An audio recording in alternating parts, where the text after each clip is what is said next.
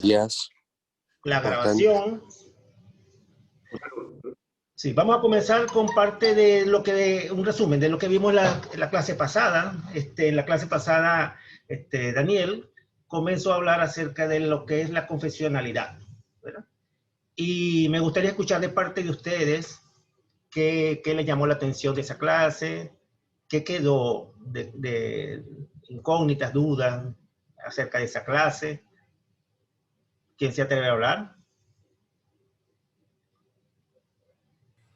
Estuvo bien buena la clase pasada.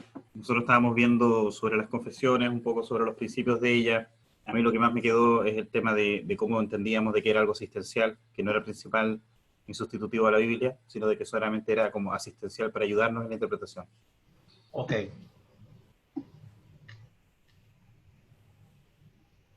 Pero estoy tratando de compartir acá, pero ahí está, compartir. ¿Quién otra persona?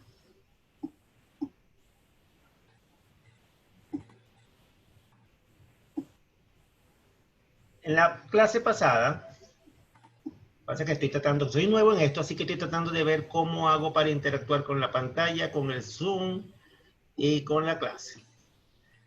Vimos la importancia de la confesionalidad, ¿verdad? Eso fue lo que recogí de la clase de Daniel. Fue la primera clase, la importancia de la confesionalidad. Vamos a ver otros temas, que son 5 clases en total: la historia de los credos y confesiones cristianas. Luego vamos a profundizar más que todo en las confesiones reformadas, y dentro de las confesiones reformadas vamos a estar viendo la historia de la confesión de Westminster, que es la confesión principal de la iglesia presbiteriana. Y vamos, por último punto, a ver el contenido de esta confesión. Bueno, en la clase 1, como les mencionaba, Daniel nos explicó qué es la confesionalidad, porque es importante, porque es necesario tener una confesión. ¿Quién me habla acerca de esto? ¿Por qué creen ustedes que es importante tener una confesión? ¿Qué pasaría si no tenemos una confesión como iglesia?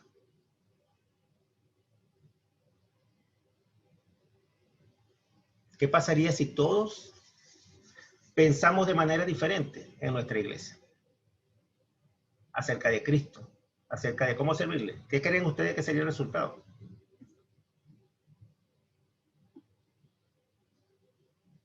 A ver, Carlos. Si no me responden, les voy a motivar por nombre. A ver, Carlos, ¿qué piensas tú?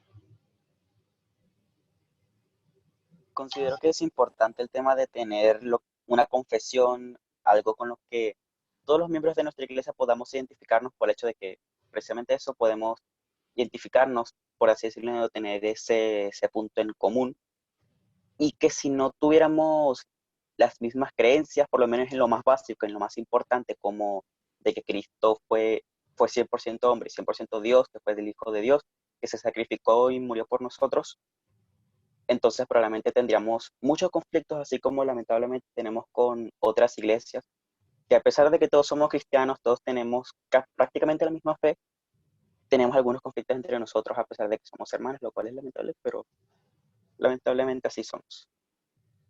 Sí, bueno, ciertamente, sí. Precisamente es importante por la manera en que somos nosotros, que tengamos un mismo espíritu, que trabajemos todos bajo una misma fe para que podamos producir algún fruto. Imagínense que estamos en un equipo de fútbol y todos los jugadores quieren tener su propia idea de juego. Entonces tendríamos un equipo desastroso realmente. En cambio, vemos que como un equipo organizado puede producir un mejor juego y, claro, llevar a la victoria, ser más eficiente en esto. ¿Nuestra iglesia es confesional, Catalina?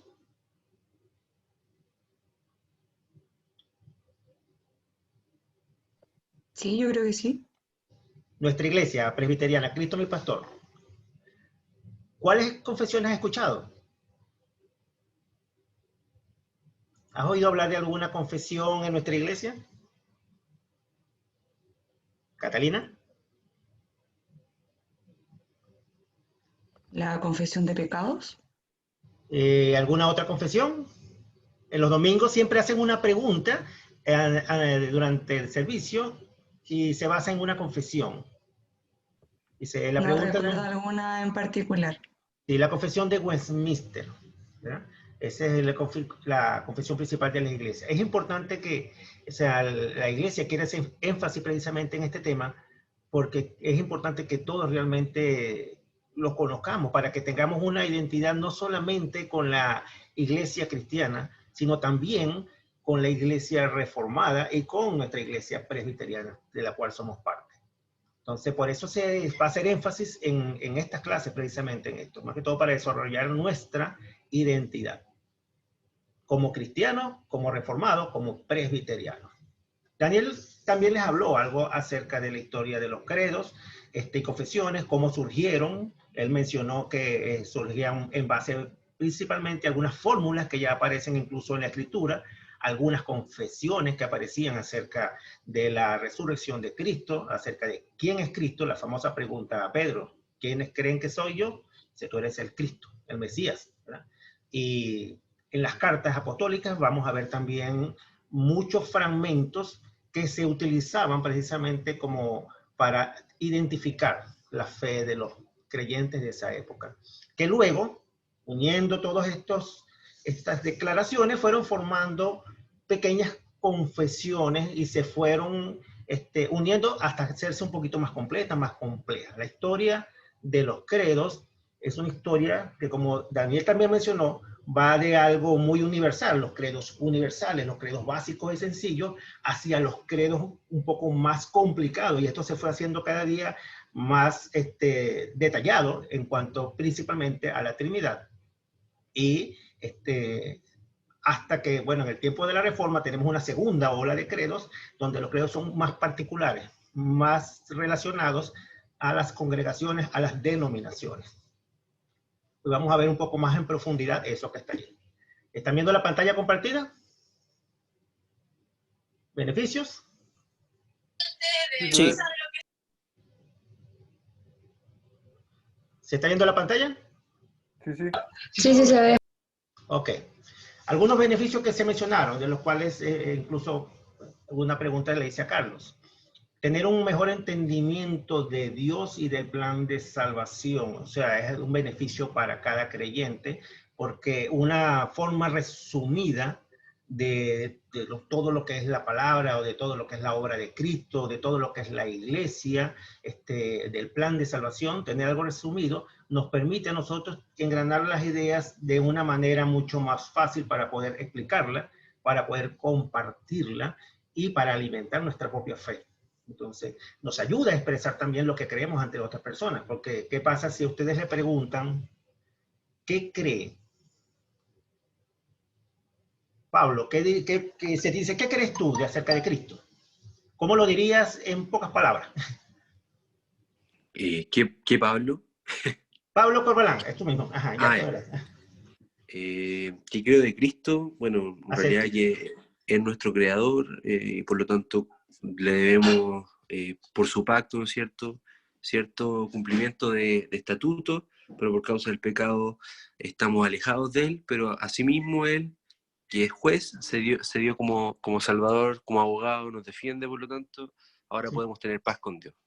Okay. Así resumiría la historia Sí, perfecto. del plan de salvación. Fíjate, si le pregunto a otros participantes, me van a dar también, o sea, su versión en base al conocimiento que recibieron y en base a su propia experiencia. Y si le pregunto a todos y cada uno, vamos a tener entonces 5 definiciones diferentes, ¿verdad?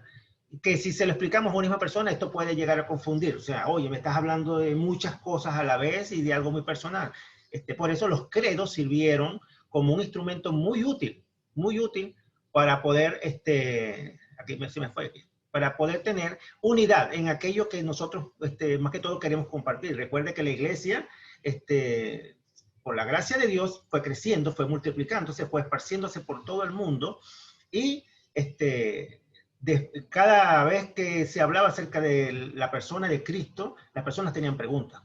Y realmente la iglesia, los creyentes, nos comportamos como un niño al principio, ¿verdad? Siempre que aprendemos algo acerca de nuestra relación con Cristo, sobre todo cuando estamos en nuestro primer día, empezamos a preguntar, ¿y cómo es eso que es el Hijo de Dios? ¿Y cómo puede ser el Dios? ¿O murió? ¿Resucitó? sea, empiezan a salir preguntas y todas estas preguntas tenían la necesidad de ser contestadas. Entonces, los credos, inicialmente, nos ayudaban en esa función. Las confesiones nos ayudan precisamente a tener unidad en la fe. También, el hecho de tener unidad también nos permite servir mejor. Porque si estamos todos en una iglesia, imagínense que cada día en nuestra iglesia, cada domingo, se levante un presbítero, un pastor, y dé una versión de su propia fe, de su propia creencia. Tendríamos a toda una iglesia confundida. Y una iglesia confundida, que no está unida, es una iglesia que no produce mucho fruto. La iglesia necesita estar unida para poder dar fruto.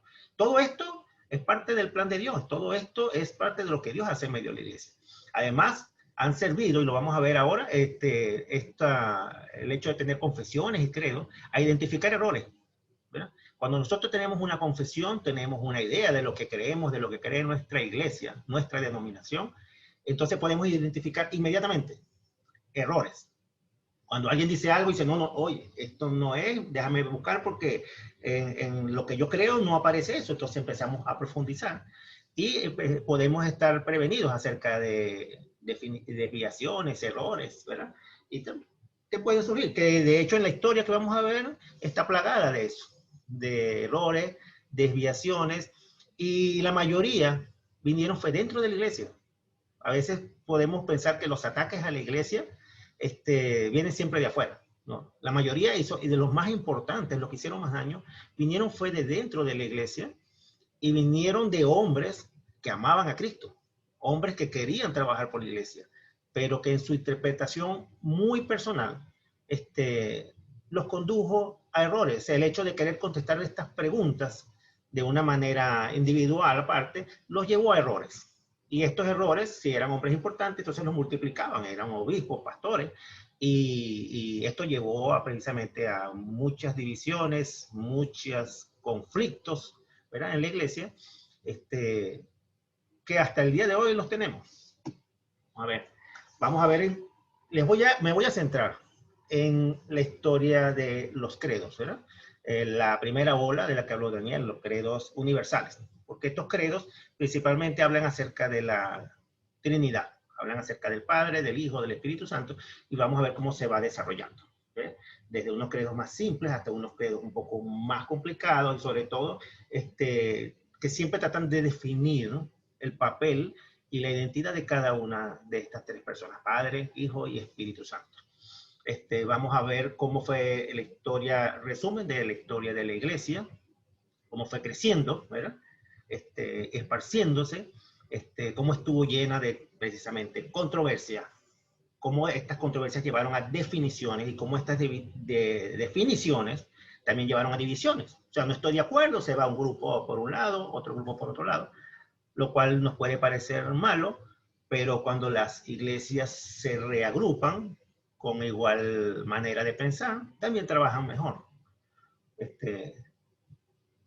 Vemos que la iglesia también tuvo épocas de persecuciones y también tuvo una época donde pasó de ser perseguida a ser perseguidora también. No toda la iglesia, pero una buena parte. Pasó de estar escondida, de estar en la palestra pública, de estar sin ninguna influencia en el mundo global, a tener una influencia importante en el mundo. También vemos que esto lo llevó a la corrupción, ¿verdad? Mientras el poder corrompe, el poder absoluto corrompe absolutamente. Esto llevó a una parte de la iglesia precisamente, sobre todo en el siglo X, a estar llena de corrupción, sobre todo dentro de los líderes. Y como Dios llamó, esto es la otra clase, hombres en un momento de la historia para rescatar la palabra nuevamente, y ese amor, ese deseo por la palabra en la época de los reformadores. Y cómo precisamente también este nuevo movimiento también condujo a nuevas controversias, nuevas definiciones, nuevas divisiones, hasta el sol de hoy. Quisiera que viéramos dentro de esto, y esto lo vamos a tener presente, no olviden esto, dos ejes transversales. Vamos a hablar acerca de la iglesia, de la historia de la iglesia, ¿verdad? Y vamos a ver un poco de la historia del mundo. Entonces, el plan de salvación de Dios, ¿verdad?, es la causa por la que todo existe. El mundo existe por el plan de salvación de Dios. es el escenario donde se desarrolla este plan, donde la persona, el eje central es la persona de Cristo, ¿verdad? Y la historia es la historia de la salvación, y la iglesia es parte del reparto principal. Nosotros somos copartícipes en esta historia, ¿verdad? Bajo la soberanía de Dios. Pero todo lo que ocurre en el mundo, que es el segundo tema, todo cuanto ocurre dentro o fuera de la iglesia, todo es parte del plan de Dios. Todo. O sea, pudiéramos ver, decir, bueno, no solamente lo que ocurre dentro de la iglesia, pero vemos desde el Antiguo Testamento cómo Dios utilizó reinos, reyes, imperios, cómo utilizó incluso cataclismos. Vemos el diluvio, vemos lo que pasó en Sodoma y Gomorra. Vamos a ver cómo cosas que marcaron la historia universal son parte del plan de salvación. Pestes, pandemias, lo que hoy estamos viendo es parte del plan. Y esto afecta al mundo, pero es parte del plan de salvación. Y en este plan, la iglesia tiene un papel fundamental hasta que se cumpla, hasta que se consuma la venida del Señor. ¿Cómo iniciaron los credos? Aquí quiero hacer antes una lámina. Voy a estar cambiando entre esta lámina y lo que vamos a ver acá, ¿verdad? La historia de la iglesia. Es un resumen. Me voy a enfocar en algunos credos importantes, algunos hechos importantes para que veamos esto que estoy diciendo precisamente acerca de las cosas que ocurren en el mundo, en la parte política, en la parte social y lo que ocurre dentro de la iglesia, ¿verdad? Desde la venida del Señor Jesucristo comenzó su ministerio, ¿verdad? Él nos reveló lo que acerca del Padre, acerca del plan, lo que muchos no conocían, lo que muchos habían tenido así como en espejo, y ahora Él los reveló de una manera mucho más íntima, mucho más personal, específicamente a los 12 apóstoles, ¿verdad? Aunque muchos escucharon sus palabras, sobre el ministerio de ellos quedó la continuidad, ¿verdad? Y eran ellos los que se consideraban que tenían lo más cercano a la verdad, ¿verdad? A ellos el que se hacían las preguntas más importantes, esenciales, siempre iban a los apóstoles, y su definición o su opinión era lo que prevalecía. Lo podemos ver en el concilio de Jerusalén. ¿Quién recuerda de ese concilio? ¿Quién se recuerda de ese concilio? Aparece en Hechos 15, el concilio de Jerusalén. Cuando se reunieron la iglesia y convocaron a los apóstoles acerca de un tema. Pablo Díaz, o Nicolás, ya hablé. ¿Qué? El concilio de Jerusalén. ¿Se acuerdan que hablaba cuando Pablo y Bernabé Querían hacer, o sea, llevar a cabo prácticas judías, o sea, ¿qué tan judío? O sea, no sé cómo decirlo, pero le preguntaban si es que los gentiles tenían o no que seguir también las leyes judías, la circuncisión y todas las costumbres judías. Y al final lo que se resolvió es que no, que ellos no tenían por qué seguir las leyes judías, solamente guardarse de fornicación y los sacrificados ídolos y ahogados.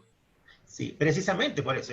Pablo y Bernabé estaban en una obra de evangelización. En esta obra, ellos, muchos gentiles se acercaron, ¿verdad? Muchos gentiles se acercaron y fueron convertidos y dieron muestras, ¿verdad? El Espíritu Santo fue sobre ellos, y entonces era algo nuevo para ellos. O sea, la iglesia estaba compuesta principalmente por judíos, y para ellos también era algo nuevo, era algo, póngase en la carne de ellos, ¿eh? Es la historia de la salvación del pueblo de Israel. Ahora participan estas personas que antes estaban fuera. Entonces, ¿deben seguir nuestro culto? ¿Deben comportarse como nosotros? ¿O hay algo nuevo para nosotros? Para ellos en ese momento era, no, nosotros somos el pueblo, y todo el que quiere entrar en este pueblo que se adapte, ¿verdad? Simplemente. Pero entonces no es lo que está en el plan de salvación de Dios. Entonces Dios les reveló, ¿verdad?, a ellos que la salvación también es a los gentiles, y que lo antiguo, los ritos judíos ya eran parte del pasado. No eran obligatorios para los gentiles. De hecho, hubo controversia entre Pablo y Bernabé, entre los mismos apóstoles hubo controversia en esto.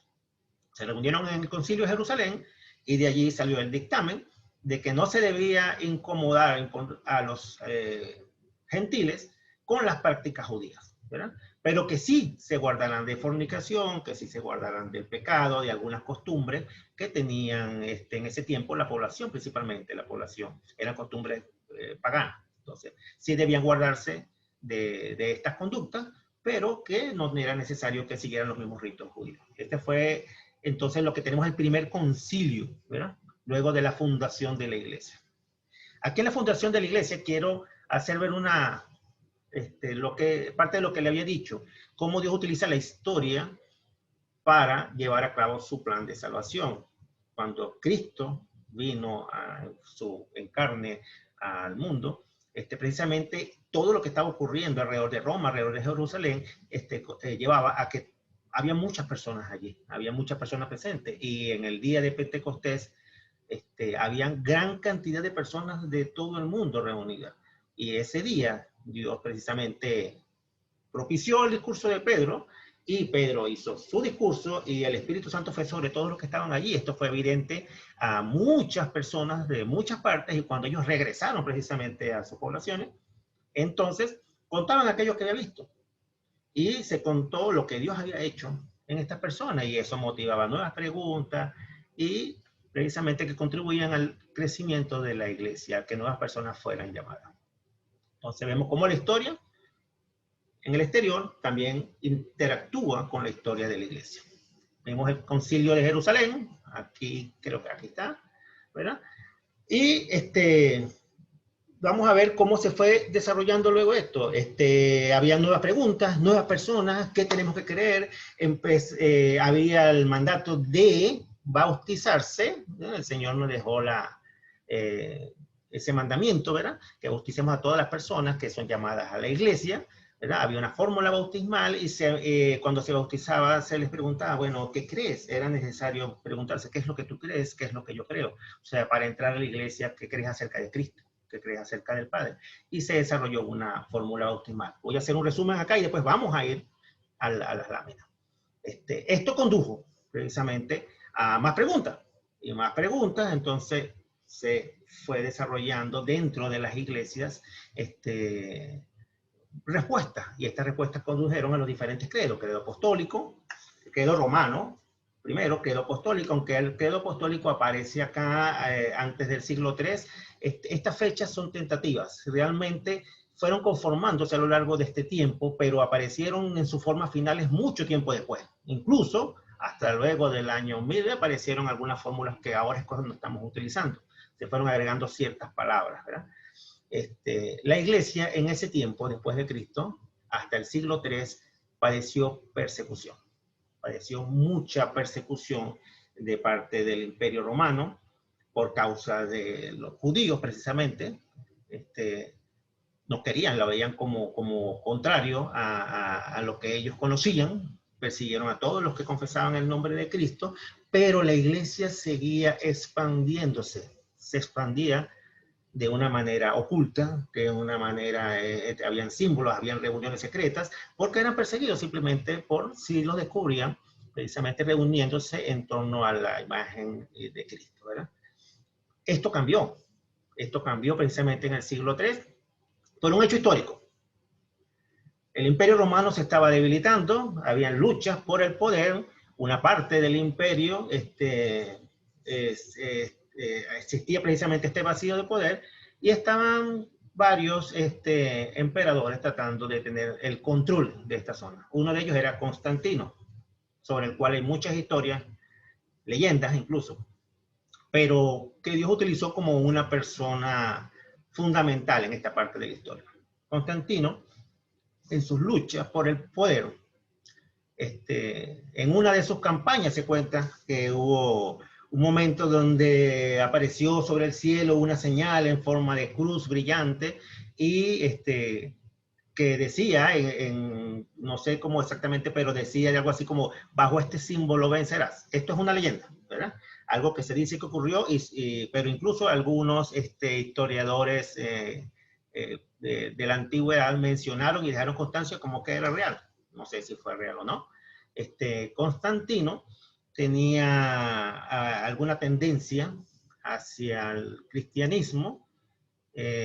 Todavía muchos discuten si él fue o no fue cristiano, porque él estuvo conviviendo con el paganismo toda su vida igual, y con el cristianismo. Sin embargo, él ejecutó acciones, ¿verdad? para mantener la unidad de su imperio una vez que obtuvo la victoria.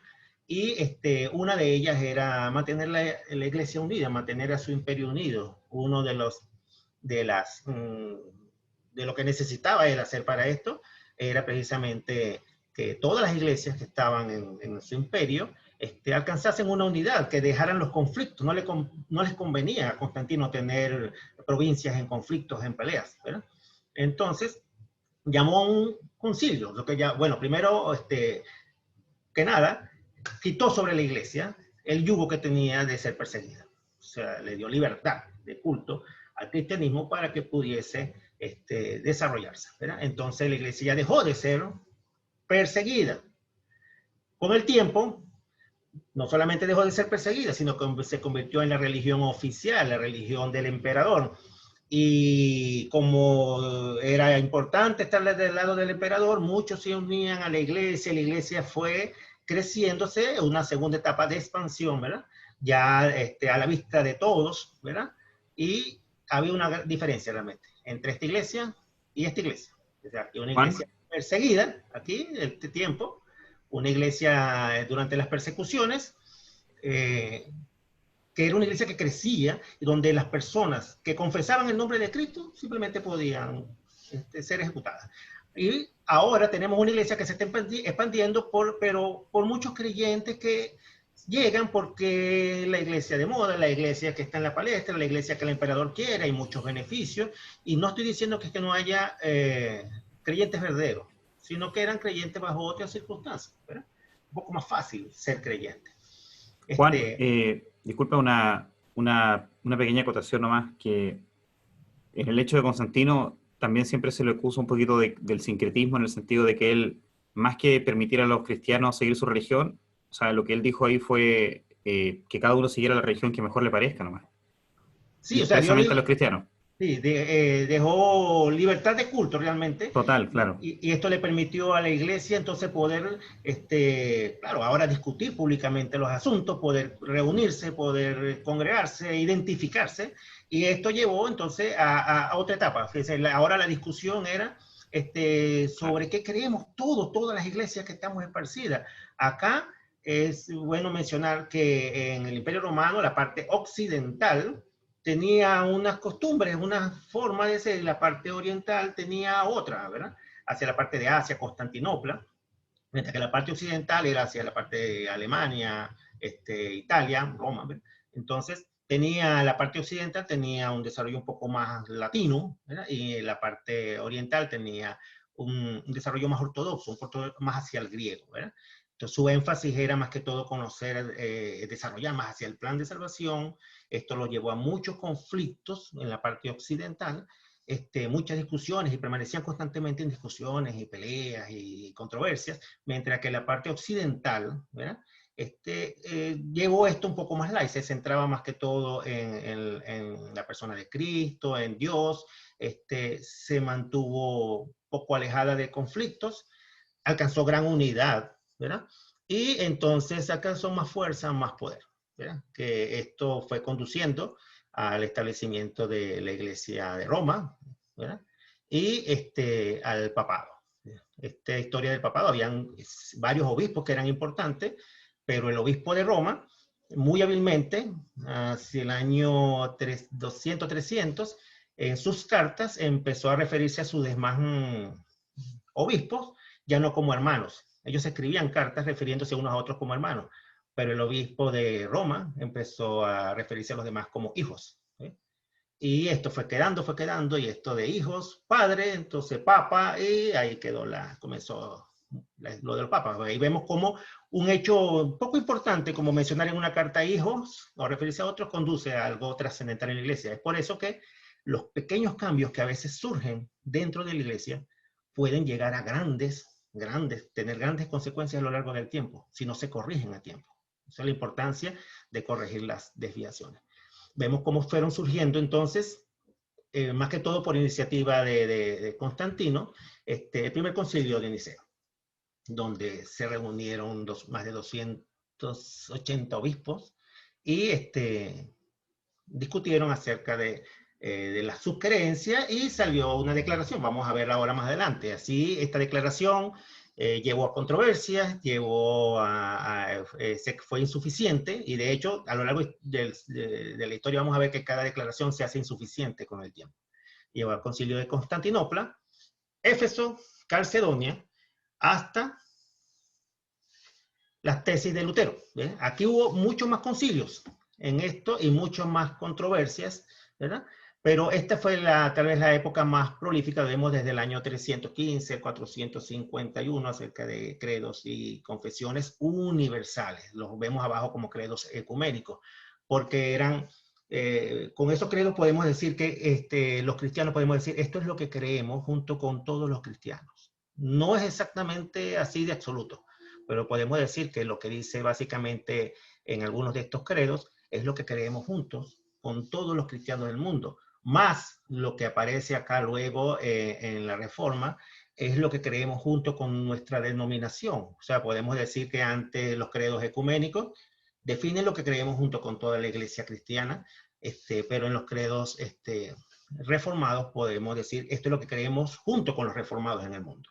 Y más específicamente, con la Confesión de Westminster, podemos decir esto es lo que creemos con los presbiterianos. Es más precisa acerca de la creencia de los presbiterianos. Ahora vamos a ir a desarrollar cada una de estas etapas que están acá. ¿Ya? Entonces dijimos que habían necesidad de definir lo que creíamos, y justamente precisamente aquí, por cartas mencionadas por Justino y Tertuliano, aparece que en los primeros siglos de la iglesia se utilizaba una fórmula de preguntas y de respuestas para, precisamente para preguntar a la persona qué es lo que tú crees, ¿verdad? Antes de ser bautizada. Y esto se centraba en las tres personas.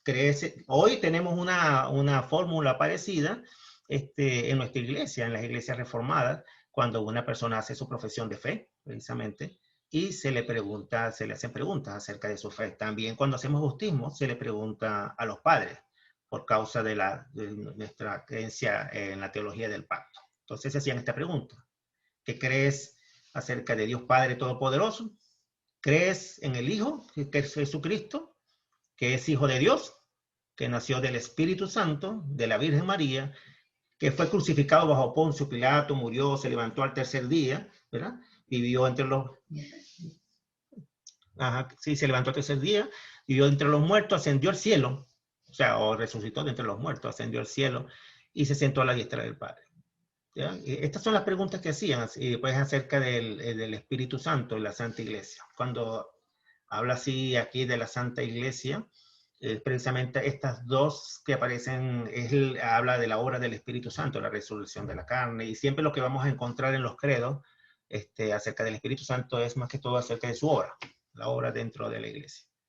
Era un texto sencillo: Padre Todopoderoso. Y acerca del Hijo había un desarrollo un poco mayor. Cada una de estas declaraciones, ¿verdad?, nació del Espíritu Santo, de la Virgen María, crucificado, ¿verdad?, bajo Poncio Pilato. Cada una tiene un objetivo, y cada una de estas declaraciones fueron extraídas de la palabra, de las enseñanzas de los apóstoles, ¿verdad? Y no fue alguien que lo creó. Esto no es una pregunta que dijimos, tal persona lo creó. A pesar de que en la historia aparece muchos de estos textos en una carta, y se toma esa carta como referencia, esa carta lo que es el reflejo del trabajo precisamente de muchas iglesias, de mucho tiempo. Entonces, había una fórmula bautismal, ¿verdad?, que esto sí hay evidencia en muchos libros, y esto hay concordancia, de que hubo una fórmula bautismal precisamente para los nuevos creyentes. Esto era más común en las iglesias de Occidente. En las iglesias de Oriente, prácticamente cada provincia tenía su propia fórmula bautismal, mientras que en Occidente había un poco más de unidad. Recuerda que mencionamos que no estaban en tantos conflictos, había un poco más unidad, y por conveniencia precisamente. Luego vemos que surgió como desarrollo del primero, sobre la base del primero, el credo romano. Empezó a tomar parte en el siglo II, ¿verdad? pero lo vemos ya reflejado en algunas cartas, precisamente en Tirano Rufino, cerca del año 404, un poco más definido. Aunque él no escribió el texto, fue tomado en base a lo que él precisamente menciona en sus cartas, ¿verdad? Era más conocido en Occidente, incluso antes de que se mencionara en estas cartas, ¿verdad? Y ahí está parte del texto, lo voy a más bien a pasar acá para compararlo, ¿ya? Acá está. Parte del texto dice: creo en Dios Padre Todopoderoso, en su Hijo Jesucristo, nuestro Señor, que nació del Espíritu Santo. Ve que se parece mucho a la fórmula bautismal, porque es una evolución precisamente de esta fórmula, ¿verdad? Bajo poder de Poncio Pilato, crucificado, sepultado y resucitó al tercer día de entre los muertos. Subió a los cielos, está sentado a la derecha del Padre y vendrá a juzgar a los vivos y a los muertos. Y en el Espíritu Santo, en la iglesia, la Santa Iglesia, el perdón de los pecados y resurrección de la carne. Cada uno de estos tiene un propósito. Quisiera preguntarles por qué se dice que la iglesia es santa aquí. ¿Por qué se dice que la iglesia es santa? ¿Es santa la iglesia? Sí, porque la está entendiendo en el sentido original de santo como apartado. ¿Sí? Yo diría que por eso, porque la Santa Iglesia, o sea, la iglesia que él apartó para él. Sí. ¿Y en la vida real podemos nosotros definirla ante nuestros ojos como una iglesia santa? Sí. A pesar de que... Sí, pero vemos que los que las componen tienen una vida de santidad. Claro. No, o sea, no. Los que las componemos no tenemos una vida de santidad, pero nosotros estamos apartados y santificados por Cristo. Entonces, como la iglesia es vista en Cristo, podemos decir que la iglesia es santa. Sí, cada uno de esas definiciones que están allí también fueron motivos de controversia. Y esto de la iglesia es santa, todavía hoy sigue siendo en muchas iglesias motivo de controversia. Pues la iglesia es santa ante la imagen, ante el rostro de Dios, por causa de la obra de Cristo, ¿verdad? Es una iglesia que ante Él ya aparece santificada. Pero nosotros todavía no vemos una iglesia santificada. Ustedes han escuchado esta frase: sí, pero todavía no. Esto es típico de las iglesias reformadas. Sí, pero todavía no. Esa es una respuesta muy típica. ¿La iglesia es santa? Sí, pero todavía no. ¿Tú eres santo? Sí, pero todavía no. ¿Cómo puede ser esto? ¿Cómo puede encontrarle lógica a esto? ¿Alguien le encuentra lógica? ¿O encuentra el porqué de esto?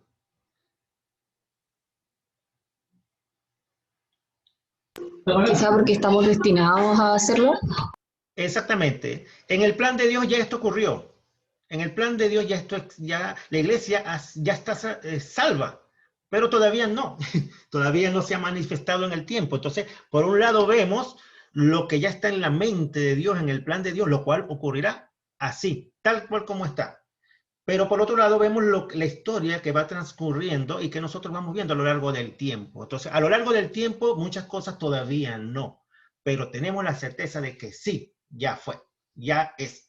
Esto es una realidad en la iglesia. Entonces, cuando nos preguntan muchas veces acerca de la iglesia, de las cosas, dice sí, la respuesta es sí, pero todavía no. ¿Eres santo? Sí, pero todavía no. ¿Eres salvo? Sí, pero todavía estoy en este proceso. Entonces, pero ya es una realidad en Cristo. Ya es una realidad. Esto es parte de lo que queremos acerca de la predestinación, acerca de la soberanía y de la identidad reformada. Yo solo quería agregar una cosita, Juan Carlos. ¿Sí? Lo que pasa es que en general uno como que tiene esta visión temporal humana, ¿no es cierto? Como que Sí. uno, no sé, pues vivimos el año 0, el año 1, el año 2, el año 3, Sí. hasta el año 90 que nos morimos, por ejemplo, pero en Dios no está esa temporalidad, es algo que todavía probablemente nunca lo vamos a entender. Entonces, en Dios ya están hechas todas las cosas, pero falta que nosotros con nuestros ojos finitos, humanos de este mundo, lo veamos materializado. Sí. Y estos ejemplos vienen a ser un símil, un análogo a cuando Jesús dice: esta es la vida eterna, que te conozcan a ti y al único Dios, y a Jesucristo a quien has enviado, ¿cierto? Sí. Y efectivamente, claro, pues la vida eterna supuestamente va a partir como cuando estemos en su presencia, con Él, cuando Él venga, etc. Pero también dice que esta es la vida eterna, que te conozcan a ti, y por lo tanto la vida eterna ya partió también. Entonces, es como un análogo a eso también. Sí, recuerden que hay una cosa, mi visión acerca del plan de salvación, mira, cambió cuando yo pensé en esto, dice. Dios creó el tiempo. Dios creó el tiempo. El tiempo no existe para Dios. O sea, el tiempo es solamente parte de su plan de salvación. Somos nosotros los que estamos inmersos en esta historia que transcurre en el tiempo. Para Dios, Dios ve el pasado, presente y futuro como un ya. ¿Ve? Todo ya está hecho, ya todo está consumado, ¿verdad? Para Dios. Pero nosotros, en nuestra historia, todavía sigue transcurriendo este tiempo y por eso vemos cosas que no han ocurrido. ¿Ve? Entonces, piensen en esto, hagan un ejercicio mental y piensen en esto. ¿Cómo es eso? Pues, ¿cómo ve Dios? Dios no está inmerso ni está sujeto al transcurrir del tiempo, porque Él lo creó. Entonces, por eso podemos decir, sí, ya todas las cosas están hechas. Para nosotros, todavía no. Pero para Dios ya todo está hecho. Él lo hizo. Vemos el credo de los apóstoles, se menciona precisamente alrededor del año 390, y vamos a ver que esto precisamente es después del concilio de Nicea, pero por causa del desarrollo de los credos, vamos a mencionarlo en del desarrollo del contenido. Vamos a mencionarlo ahora justo después del credo romano. Entonces, ahí aparece precisamente, se hacen en las cartas de Ambrosio unas menciones, ¿verdad? Hace mención acerca de la confesión bautismal, contiene los dogmas fundamentales de la iglesia, es trinitario, ¿verdad? Y comienza con el Dios creador, culmina con el Espíritu Santo y su obra en la iglesia. Aquí vemos una comparación acerca del credo romano con el credo de los apóstoles. Vamos a ver esto en todas las comparaciones que voy a ir haciendo en el futuro. Vamos a ver cómo cada credo se van definiendo nuevas cosas por la necesidad precisamente, de los vacíos que van quedando después de cada declaración, ¿verdad? En el credo de los apóstoles se hace está resaltado en amarillo, lo pueden ver, creador, no solamente ya se habla del Dios Todopoderoso, sino que Él creó los cielos y la tierra. En la parte del Hijo se agrega que nació por obra y gracia del Espíritu Santo. Ya empezamos a discutir un poco más acerca de la divinidad de Cristo, ¿verdad? Entonces, ¿cómo es esta divinidad? ¿Cómo llegó a ser divino? Entonces, pues, la acción del Espíritu Santo es engendrado carne de la carne, pero también del Espíritu de Dios. Y por eso esto da origen a nuevas preguntas acerca de la divinidad de Cristo, acerca del ser de Cristo. ¿Es Dios? ¿Es en hombre?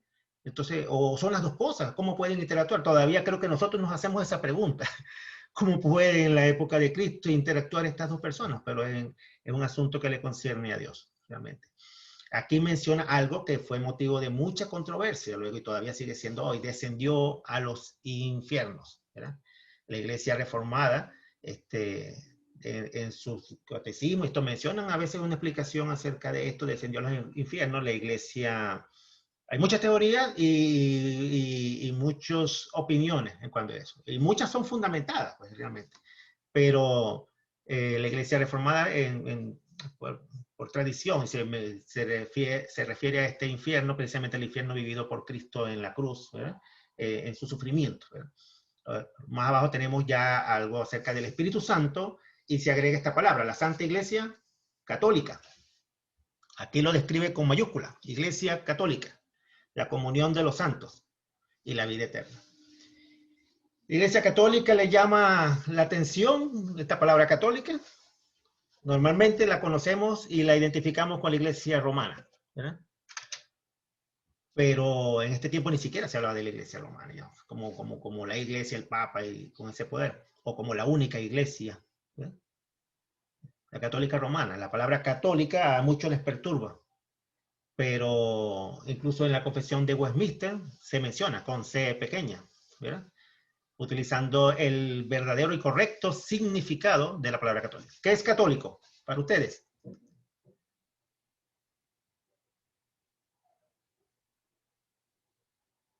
¿Qué significa la palabra católico? Anto, ¿estás allí? O Pablo, bien. Anto, me responde Anto.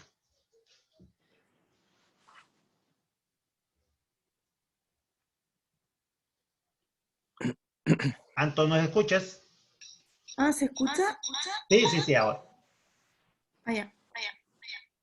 Universal. ¿Se escucha? Sí, universal. Ajá. Esta palabra católica fue mencionada mucho antes de que apareciera en este credo. O sea, era una palabra de uso universal, no era solamente relacionada a la iglesia. Católico significa universal. Católico en su etimología menciona que es a través de todo, ¿verdad?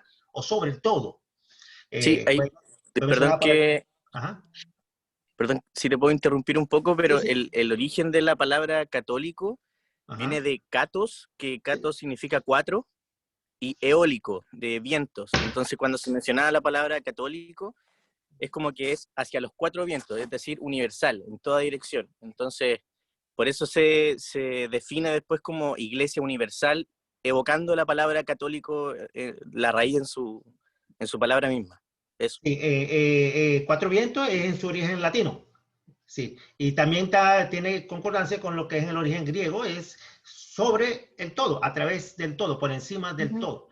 Entonces, pero es un significado universal más allá del espacio geográfico, más allá de lo geográfico. O sea, no solamente es universal en cuanto a lo geográfico, sino en cuanto al tiempo.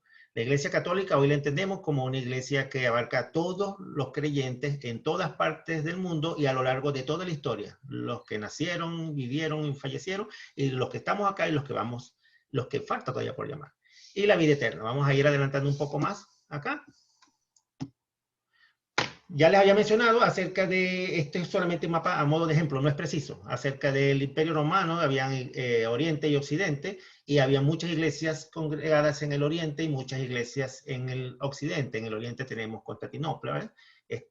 Y las iglesias de Asia, y tenemos en el Oriente, hacia el Occidente tenemos Roma, tenemos Alemania, ¿verdad?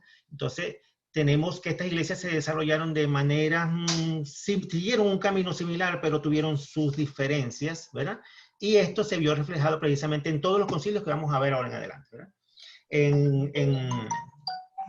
En Oriente, mientras que en Occidente teníamos, ya habíamos dicho, había un poco mayor de unidad, ¿verdad? En el Oriente no, había una diversidad de creencias y definiciones, y prácticamente cada iglesia tenía su propio credo, ¿verdad? Aunque ambas iglesias siguieron el mismo bosquejo, ¿verdad? De desarrollar fórmulas bautismales, y más que todo algunas semejanzas en los cultos y en las declaraciones de fe, hubo grandes diferencias, pues. En Oriente, como mencioné, había muchos credos, muchos tipos diferentes de credo, mientras que en el occidente se fue desarrollando principalmente un solo credo, ¿verdad? El antiguo, el que servía para la fórmula bautismal, el credo romano, ¿verdad? Entonces, mientras que en el occidente los credos se enfocaban más que todo acerca de los hechos de la obra de Cristo, en el occidente era algo más acerca del plan cósmico, ¿verdad? Plan universal de salvación, y hace mención aquí en la última línea, ¿verdad? Acerca de precisamente el credo de Cesarea, ¿verdad? Por el obispo de Cesarea, pues se le atribuye a él, donde utiliza una palabra que vamos a ver más adelante aún más controversial acerca de del ser de Cristo, la palabra homoousios, ¿verdad? Que significa exactamente que Cristo es exactamente de la misma esencia del Padre. Esto hasta el sol de hoy también tiene muchos conflictos, ¿verdad? Entonces, pues es toda una visión de lo que creían las iglesias de Oriente, ¿verdad? Algo más universal, más pleno y más identificado con lo que creemos acerca del ser de Cristo. Mencionamos ya el siguiente credo, fue lo que ocurrió después de que Constantino dio libertad de culto. Para mantener la unidad de la iglesia, se convocó al primer concilio de Nicea, pero también porque las divisiones que ocurrían dentro de la iglesia eran por causa de una creencia que se fue desarrollando dentro de ella, provenientes de Arrio, un obispo de la iglesia, ¿verdad? Que él, precisamente dando respuesta acerca de la identidad del Padre, del Hijo, ¿verdad? Él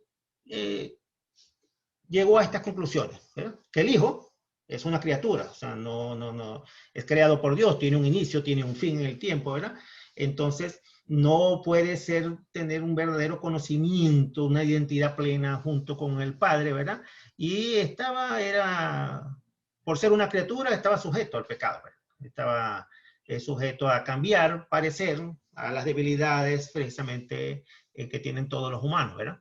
Entonces, esto fue tratado en este primer concilio de Nicea. En el concilio de Nicea asistieron obispos tanto de Oriente como de Occidente, principalmente de Oriente, ¿verdad? Y en este concilio se enfocó prácticamente en contrarrestar las ideas de Arrio, ¿verdad? Eso lo vamos a ver acá más adelante. Aquí al final aparece una palabra, un nombre de una persona, Atanasio. Lo mencionan porque Atanasio tiene un papel fundamental luego en los siguientes credos, en los siguientes concilios. Él aquí en este concilio, él estaba actuando como secretario representante de Alejandro de Alejandría. Entonces, pero él era además antiarreano, Alejandro. Y Atanasio heredó esto también, fue esta tendencia, y se convirtió en uno de los más grandes antiarrianos de la historia. En el credo de Nicea, entonces, se hace énfasis en esto. Se menciona precisamente para contrarrestar lo que Arriano estaba diciendo, que Cristo era de la misma sustancia del Padre, que es un verdadero Dios y que es engendrado, no hecho, de la misma sustancia del Padre. Entonces, en este concilio se llegó a desarrollo de esta declaración bajo una pequeña presión de Constantino, ¿verdad? Que tenía que aceptarse bajo excomunión. Todos lo aceptaron, menos precisamente Arrio y dos de sus más fieles seguidores, los cuales también fueron expulsados.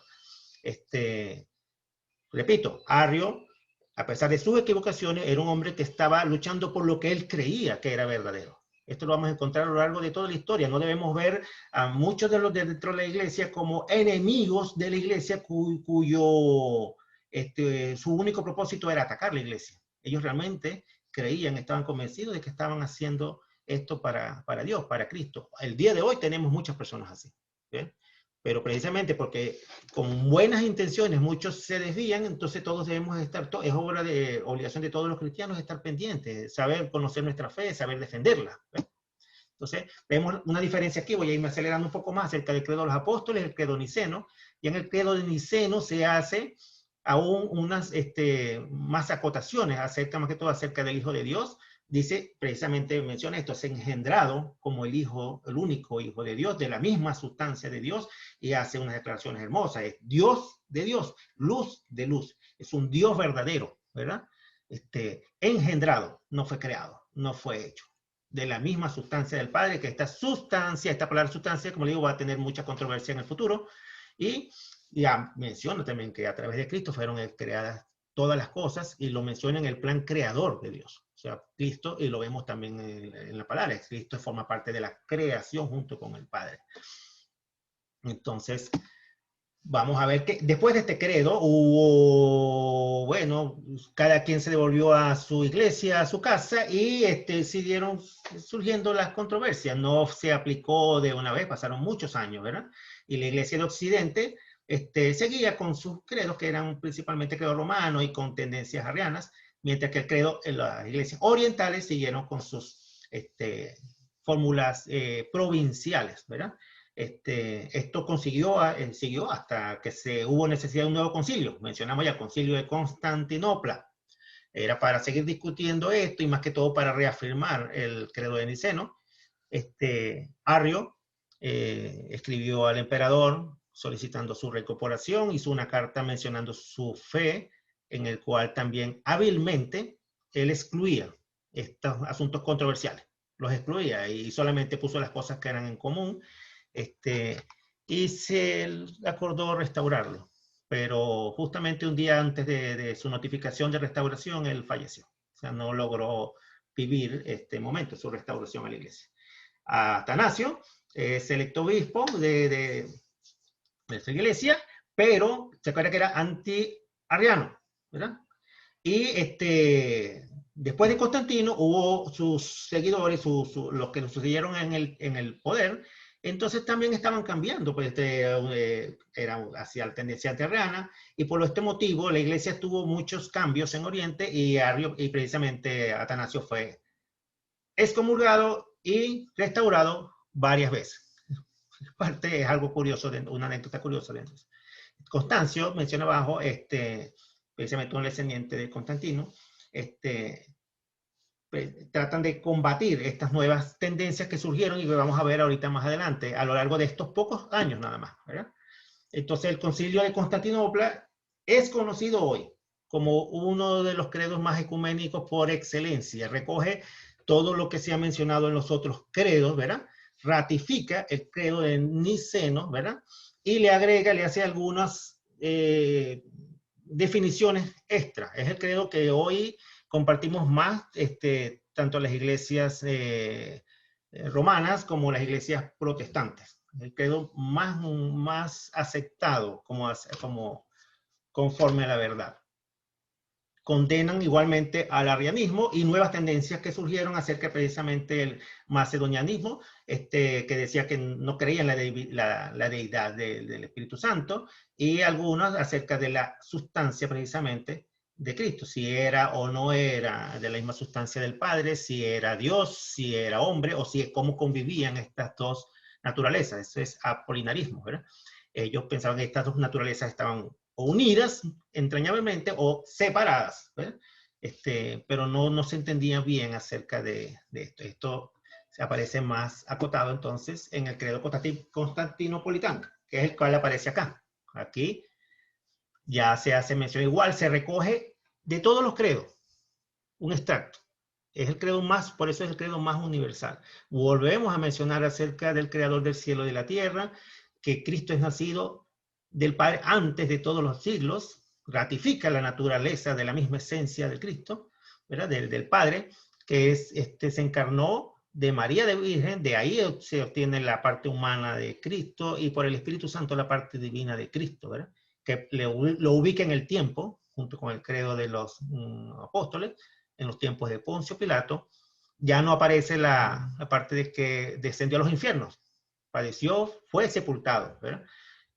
Aquí no mencioné que muchas de las cosas que aparecen en el primer credo es precisamente para combatir algunas tendencias que ya existían de los gnósticos y para diferenciarnos precisamente de la fe musulmana, ¿sí? Entonces, acerca de Cristo. Y que su reino no tendrá fin, ¿verdad? Habla de la iglesia, ¿verdad? Del Espíritu Santo, ratificando, esto sí es la parte que más se agregó, que más se definió aquí, acerca del Espíritu Santo, que procede del Padre y del Hijo. Lo puse allí también en amarilla, porque esta palabra procede no fue aceptada por muchas iglesias, ¿verdad? Que es de la misma esencia procede del Padre y del Hijo, y que recibe una misma adoración y una misma gloria. Esto fue detallado más adelante definido más adelante por... ahorita le digo porque ya viene en la próxima página, ¿verdad? Habla de la iglesia que es una, que es santa, que es católica y que es apostólica. Esto apostólico es porque está basada sobre el fundamento de la fe de los apóstoles, los cuales están fundamentados precisamente en las enseñanzas de Cristo, ¿verdad? Y al final menciona algo, fórmulas de la unidad, acerca del perdón de los pecados, la resurrección de los muertos y la vida del mundo futuro, ¿verdad? Hay otro concilio, no lo voy a mencionar, concilio de Éfeso, precisamente más orientado hacia la naturaleza de Cristo, ¿eh? Ahí era la mayor controversia en este momento, la naturaleza de Cristo. Dios, hombre, cómo conviven. Esta palabra usios, homoousios, fue la discusión en las iglesias de Oriente durante todos los siguientes años. Luego en Calcedonia, ¿verdad? Siguió la misma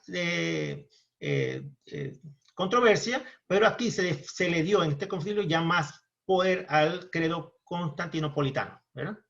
Allí se ratificó, o sea, ellos lo que hicieron fue ratificar el credo de Nicea, pero resulta que cuando se les leyó el credo de Nicea ya era el credo constantinopolitano. Se le hicieron todas estas y muchas de estas declaraciones, y muchos de los que estaban presentes ni siquiera lo conocían, pero les pareció tan real, ¿verdad? Tan exacto y ajustado a la verdad, que lo aprobaron. Aquí tenemos luego credo de Atanasio, ¿ya? Años después hubo, aquí Atanasio, en base a las creencias de Atanasio y a lo que él había escrito en sus cartas, se desarrolló uno de los credos que más habla acerca de la esencia de Cristo, de la divinidad de Cristo. Este credo, lo invito a que lo lean, porque este credo define exactamente y lo explica repitiendo una y otras veces cómo el Padre, el Hijo y el Espíritu Santo tienen una misma esencia, pero que siendo y teniendo una misma esencia son tres personas diferentes, ¿verdad? Teniendo una misma esencia, y cada uno recibe la misma adoración, la misma gloria, pero cada uno tiene una función dentro del plan de salvación. Hoy hablamos acerca de la Trinidad, un Dios, tres personas. Yo decía, un homoousios, tres hipóstasis.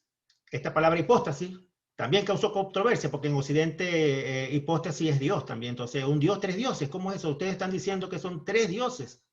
Para ellos es imposible comprender esto.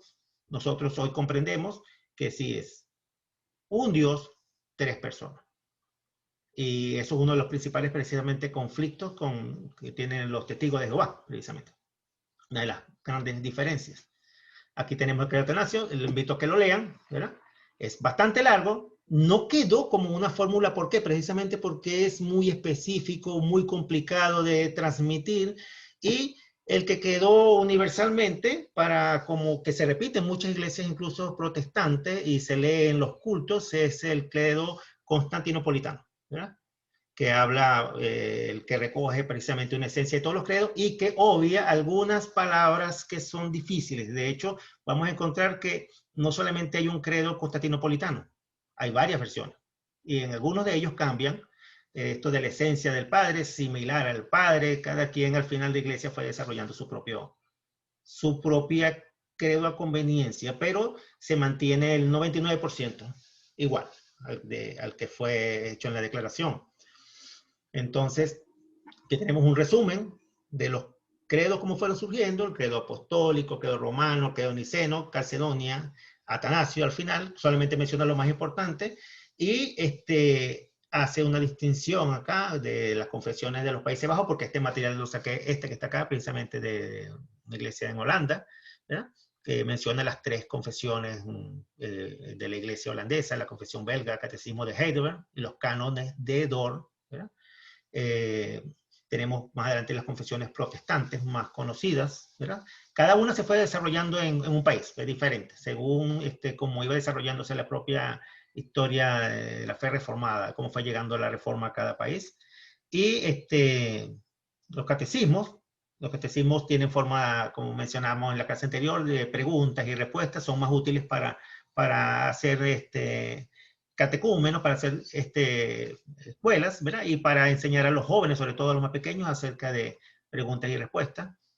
Y los cánones, mencionaba abajo los cánones de Dort, y algunos textos. No crean que la historia de las confesiones pasó, sigue, vemos allí algo curioso, hasta 1934, 73, 78, algunas declaraciones de las iglesias, más que todo en movimientos ecuménicos, tratando de reunir a todas las iglesias del mundo. Hoy tenemos varios esfuerzos acerca de la Conferencia Mundial Reformada, que han tratado de unir a muchas iglesias y hacer nuevas declaraciones para trabajar en conjunto, pero no ha sido posible. O sea, realmente es muy difícil en este tiempo.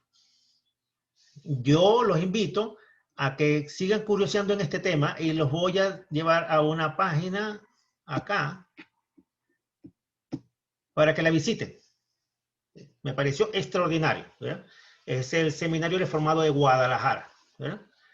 En su sección de cursos, aquí van a encontrar precisamente un curso destinado a los credos y confesiones de la iglesia, donde hay un material muy explícito, muy sencillo de aprender. Me gustó eso porque está hecho bajo esquema, en forma de esquemas, ¿verdad? Y van a encontrar audios. Cada audio dura 1 hora, pero es muy entretenido, tiene mucha sustancia, y los invito a que lo sigan leyendo porque va avanzando acerca de cada uno de los credos, y precisamente empieza también con los credos reformados, la confesión belga, y hace una extensa explicación acerca de la historia de la iglesia presbiteriana y de la confesión de Westminster. Los invito a que anoten, que sigan avanzando en esto, porque de verdad que es apasionante. Conocer la historia de la iglesia es conocer el amor de Dios por su iglesia, el cual no solamente se consumó en la obra de Cristo, sino que sigue hoy día. Hoy día, a pesar de que veamos la iglesia dividida, veamos una iglesia esparcida, que a veces transita con oscuridad, que a veces la iglesia es fiel, a veces más bien es infiel, a veces parece estar del lado de Dios y a veces parece estar contrario a Dios.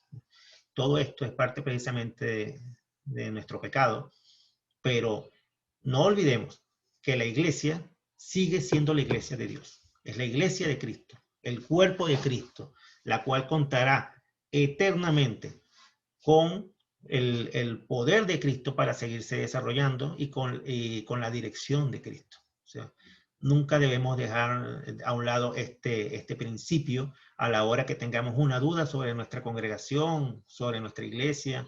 La iglesia no es un hombre. La iglesia no es un hermano que actúa bien o actúa mal. La iglesia ni siquiera es un grupo de las personas que conocemos, ¿verdad? Es la iglesia universal, la iglesia esparcida por todo el mundo. Y precisamente los pastores la mencionan en la bendición final. O sea, la iglesia esparcida por todo el mundo, por todo el tiempo. Juan Carlos, ¿Sí, dígame? solo quisiera agregar una reflexión, ya que yo llevo, no sé, pocos años de reformado en realidad, pero me ha impactado el hecho de que efectivamente todas estas doctrinas y enseñanzas, bueno, credos históricos y todo esto, ordenan nuestra fe, pues nos ayudan, son normas, son estándares, son direcciones de las cuales no nos ayuda a no salirnos de la palabra. Sin Sí, embargo, creo que es súper importante que efectivamente las reconozcamos como tales, como ayudas, como normas, sí, sí. pero que están normadas por esta gran norma que es la palabra de Dios. Así que para que no, como reformados, no seamos idólatras de la teología, de la historia, de cosas que al final son súper buenas y nos ayudan, pero que nuestra única dependencia es de la palabra de Dios. Cuando Jesús dice, danos nuestro pan diario, no decía, danos los credos, danos Sí, dos sí, preguntas del catecismo mayor, etc. Así que sí. eso. Precisamente es que el hecho de que existan estas confesiones es por causa de nuestro pecado. O sea, realmente, o sea, la consecuencia de todas estas confesiones por causa de nuestro pecado, nuestras divisiones, nuestras limitaciones. Fueron herramientas que surgieron por causa de algo que inmerso en nosotros, ¿verdad? Entonces, y lo mencionó Daniel en la primera clase, toda confesión está subordinada a la palabra. O sea, subordinada. Hay algunas iglesias que tienden a exacerbar esto un poquito, ¿verdad? De modo que cualquier persona que no está de acuerdo con todos los artículos de una confesión tiene que irse, incluso algunos llegan a excomulgarlo, ¿verdad?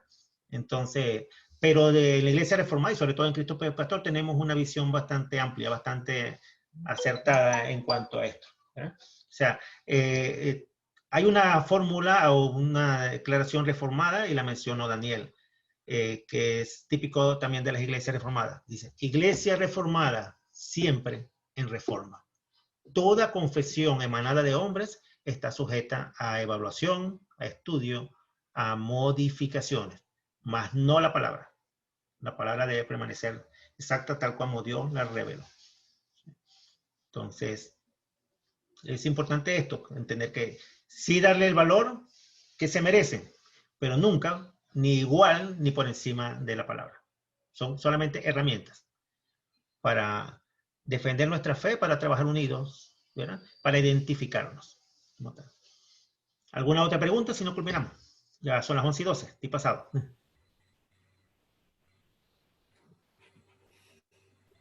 Entonces, Nicolás, ¿pudieras terminar con una oración? Principalmente dando gracias por la dirección de Dios a lo largo de su historia. Gracias Juan. Señor, gracias por este tiempo que pudimos tener contigo, gracias por esta tremenda clase que nos entregó, Señor, tu siervo Juan acá, mostrándonos un poquitito de la historia, un poquitito de cómo se fueron desarrollando estos credos y Señor, tomándome de su último punto con lo que decía Pablo, que real, Señor, es que al final, producto de nuestras divisiones, de no tener la capacidad de ponernos de acuerdo, Señor, tenemos que ir creando de pronto estas herramientas para poder ayudarnos a entender, para poder ayudarnos a buscar cierta unidad, es lo que pensamos, es lo que creemos. Ayúdenos, Señor, a que en el futuro vaya creciendo la unidad de la iglesia, vaya creciendo la unidad respecto a lo que nosotros entendemos, a las doctrinas esenciales, Señor, que tú vayas poniendo claridad en nuestros corazones y en los corazones de las personas que vendrán y que nos ayudes también a enseñar correctamente la palabra, Señor, de la manera que tú quieres que sea enseñada, los principios claros, los principios básicos. Gracias por tu misericordia y ayúdanos, Señor, también tomándome de lo que decía Pablo, a no estar buscando solamente el conocimiento por conocimiento, a no estar sencillamente pensando en tener más libros reformados o leer todas las confesiones, sino que principalmente leerte a ti, Señor, leer tu palabra, entender tu palabra, aprender directamente de ti, Señor. Utilizar estas herramientas para apoyarnos, pero nunca llevarlas a un nivel mayor a lo que está en tu palabra, Señor. Muchas gracias. Revélate tú a nuestros corazones, ayúdanos a vivir más de lo que sabemos. Y que tú puedas dirigir nuestros corazones y el desarrollo de nuestra iglesia, Señor. Yo te doy gracias por este movimiento, yo te doy gracias por esta escuela dominical, y te ruego que tú traigas bendición para nuestras vidas, claridad para nuestros corazones, y que también bendiga a los profesores y a los maestros que seguirán viniendo. En el nombre de Jesús, amén. Gracias. Entonces nos estamos viendo ya con otro profesor en la próxima clase, definiendo más que todo las confesiones reformadas. Tengan un feliz día, nos vemos en el culto. Dios los bendiga. Muchas Gracias, gracias. Juan. Chao, hermanos. Igualmente, Chao, muchas gracias. Bendiciones. Chao. Nos vemos. Así es.